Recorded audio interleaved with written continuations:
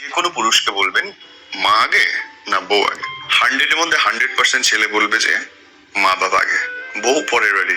একটা বউ গেলে 10টা পাবেন।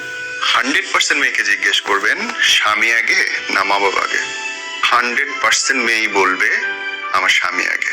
এটা হচ্ছে ছেলে আর মেয়েদের পার্থক্য। পৃথিবীর সমস্ত সমস্যার মূল কেন্দ্র হচ্ছে এটা। আমরা ভুলেই যাই পৃথিবীর প্রথম এবং আদি সম্পর্ক হচ্ছে স্বামী স্ত্রীর সম্পর্ক। আদম হাওয়া কি ছিল? কেউ কারো মা বাপ ছিল না কেউ কারো হাজবেন্ড ওয়াইফ ছিল? পৃথিবীর আদিমতম প্রথম সম্পর্ক হচ্ছে হাজবেন্ড ওয়াইফ সম্পর্ক।